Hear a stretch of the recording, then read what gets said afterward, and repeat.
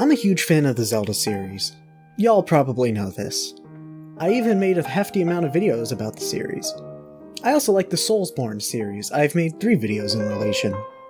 I made a video talking about how the most recent non-remake / spin-off entry in the Zelda series is overrated.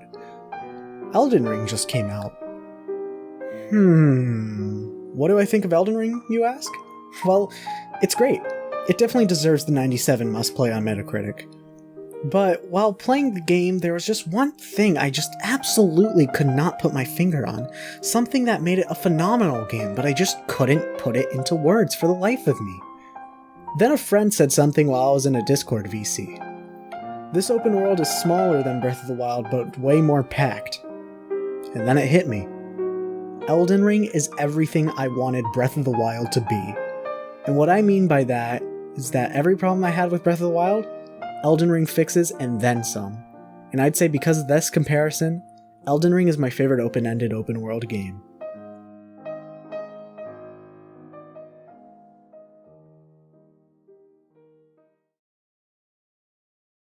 The biggest complaint I have about Breath of the Wild is that the world is too big. For such a big open world, there is barely anything to do outside of the towns and dungeons. Exploring in Breath of the Wild will net you 2 things, a shrine or a Korok seed, and Korok seeds lose value once you get literally less than half of them. In Elden Ring, exploring can fetch you a field boss, which are much wider in terms of variety than Breath of the Wild. You can find one of many mini-dungeons with a boss at the end. Most of them give pretty hefty rewards. You could find a challenge boss, which are really annoying, honestly.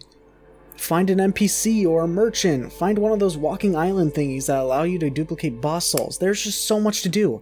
And the music to go along with it isn't just...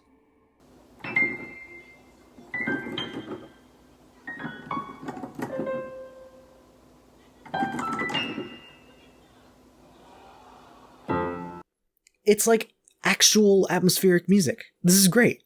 Bosses is another huge win for Elden Ring.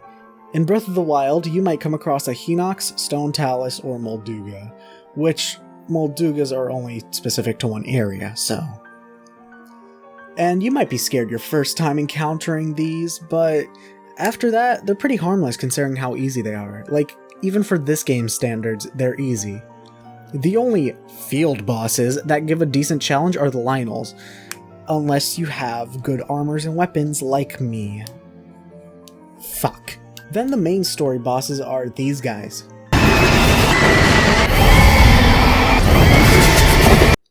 Can you tell which is which? And then the final boss looks like this, which is similar, and if you did the main story quest, half of his health bar is taken away from you, and then his final form is just riding around on your horse and shooting big glowing marks with... Wow. Stellar gameplay you got here. Elden Ring has 83 bosses, around 10 of which are duplicates. And all of them fucking rock. Except this bitch. And the fire giant. Those 2 suck. But the rest are just absolutely great. There are also just so many ways you can deal with the field bosses, specifically because of this game's amazing combat. Oh shit! Did I just do an epic transition? Oh my gosh, I did! Oh my gosh, can you believe it? I'm so good at this. Combat is another major win, specifically because Elden Ring does weapon durability right. Weapon durability is recharged every time you rest at a site of grace, and even if your weapons does break, you can always use repair powder to go, or just go to a blacksmith to fix it. Because your weapons are not likely to break naturally, weapon breaks are more like status ailments, as there are enemies that can lower the durability and considerably weaken it. Oh wait, I just lied. That's how Dark Souls 2 and 3 did weapon durability. Both games that came out before Breath of the Wild. Elden Ring doesn't have weapon durability because they finally realized how stupid it truly is. Meanwhile, in Breath of the Wild, weapons are just made of glass. I'll repeat what I said in my video prior. Weak weapons don't pack enough punch to be satisfying. And you feel like you're wasting your stronger weapons' durability using it on normal enemies and non-bosses. If only there were a way to upgrade or repair your weapons similarly to how you upgrade your armor in Breath of the Wild. Gee, if only there were a blacksmith-like character already established in the Zelda series. Oh wait, there already is in Skyward Sword, the previous 3D installment. Oh, we were right there, man! When I first saw the E3 2014 reveal trailer for an untitled new Zelda game, I was elated. I was shown so much promise. Then a few years later, we got an official trailer with the name for this game, Breath of the Wild.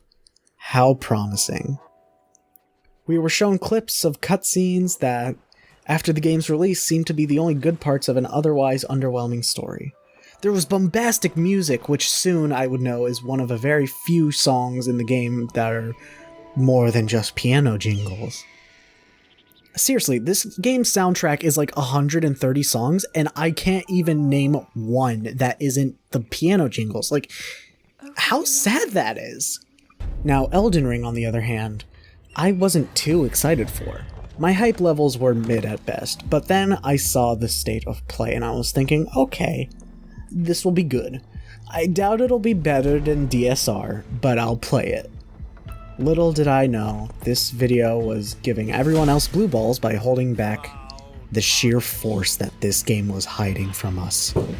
Okay, now I'm going to take a quick switch to comparing Elden Ring to Breath of the Wild, and I'm gonna instead compare it to every other Souls game and say what Elden Ring does better than all of these. First off, we have ambient music. We have actual music in this game, and it's great! For Soulsborne standards, considering the competition is literally nothing, like Breath of the Wild.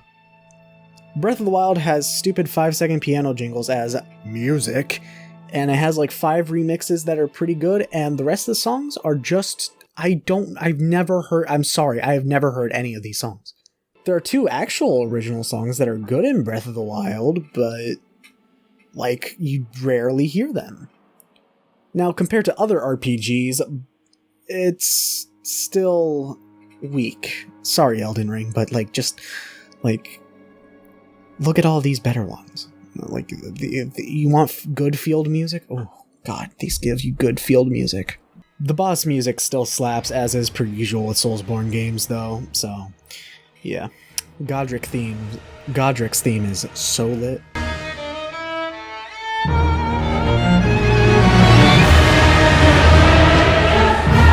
Next is obviously level design in comparison to other games. All of the Soulsborne games went for a pretty linear level design, except for DS1, which took a Metroidvania approach.